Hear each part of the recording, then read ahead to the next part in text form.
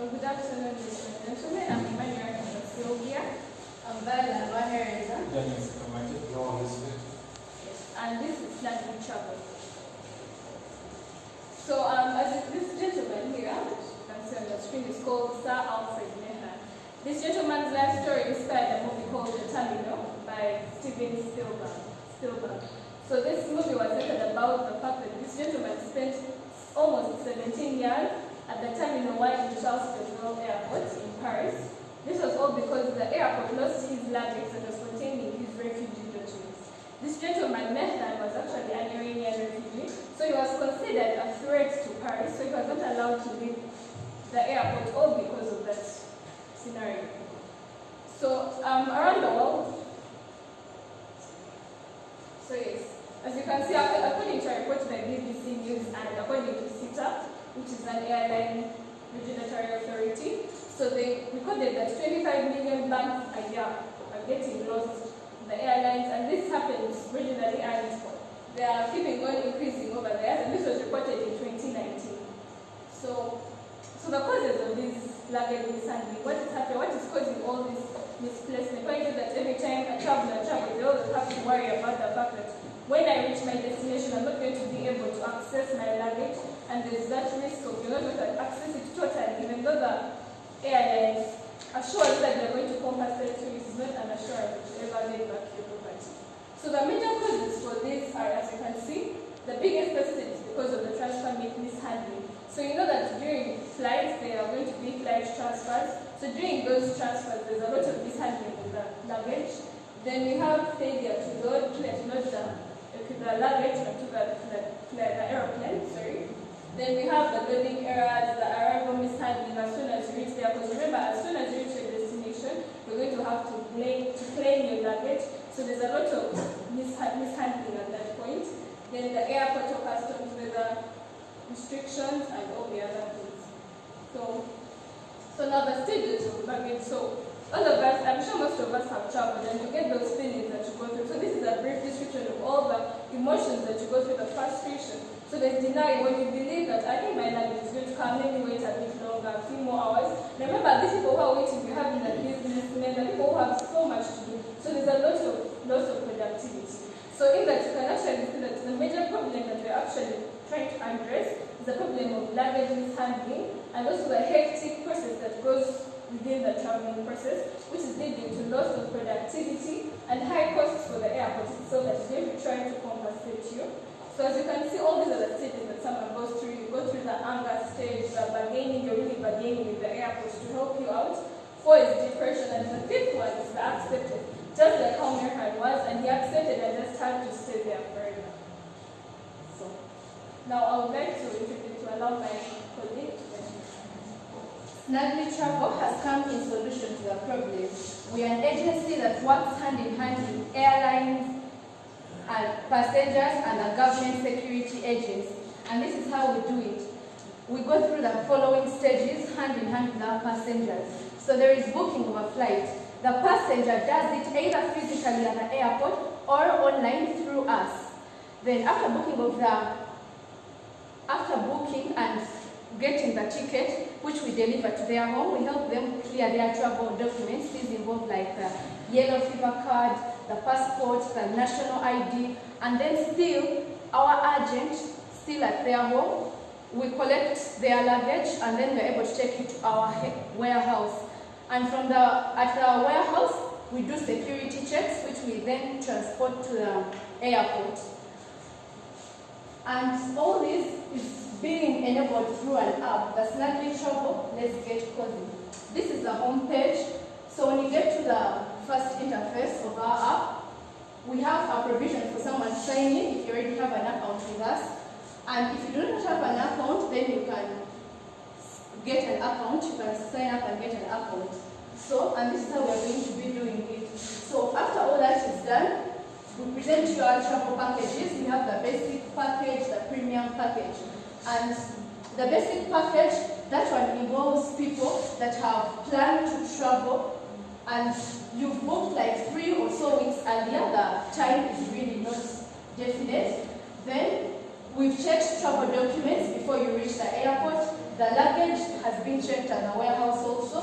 But the premium package is for like last-minute travelers. For example, the business people, then the work travelers, and for these ones, it just comes with a fringe benefit of shopping with us online or booking to shop with us at the airport. Then, while at your home, we help you generate a QR code which you can get on your smartphone. And then, after your luggage has been cleared with us right at the airport, we still send you a QR code that you're going to present before you actually board. So in other words, we're actually limiting the time delays because of the luggage checks that passengers have to go through while at the airport. So once you go there, it is just scan with the barcode, and then you can board the aircraft. So the thing is like this. We also track the luggage till your final destination. And the provision, last year during a survey that was carried out by the International Airport Transport Association, it was revealed that most of the people prefer to monitor their luggage on their smartphones. They do not have belief in organizations that will just tell them you will find your luggage. So this is actually what we're trying to incorporate in our application. So while we are tracking your luggage, we have a provision for you to see on your smartphones how far the luggage has gone, if it has reached, and all that. And we still have the barcode that has been attached to your bag. So that is the security sense that comes with everything. And we also incorporated in, of course, the barcode is not sufficient to track your luggage till the final destination. So we incorporated in a radio frequency identification. So that one, it uses electromagnetic fields to automatically identify and track barcoded labels that are going to be on your bags. And obviously, you're getting the information on your smartphone. The other fringe benefit that comes with us is that we also give you reminders of it is 3 days to your flight, it is an hour to your flight, get ready, and all that. Thank you.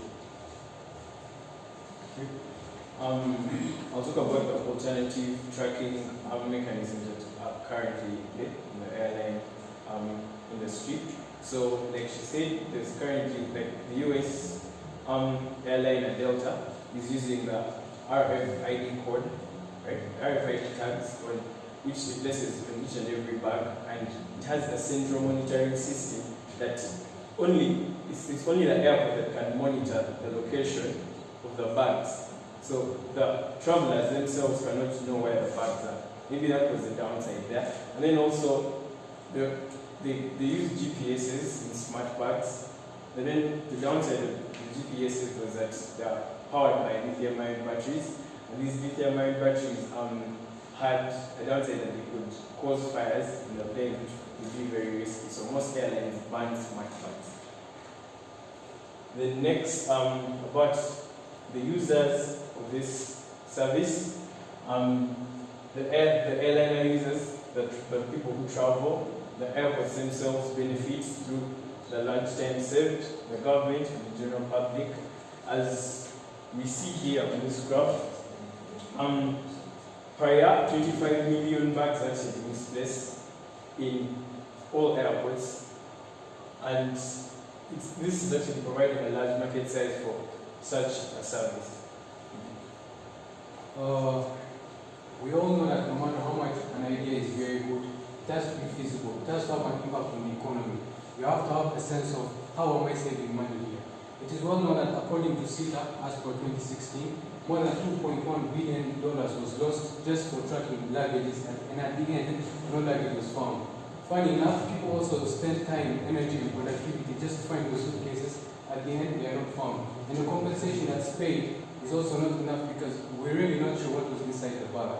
So our business model tries to convince people on how to use this type of things. Our key partners will be airline companies, and we shall be getting commission from those people to give us money so that we are advertised for them.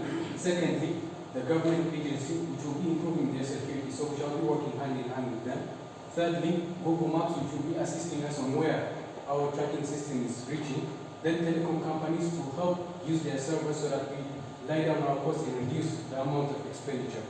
Our key activities have already been explained, but our key resources will be software and warehouses where we'll be operating from.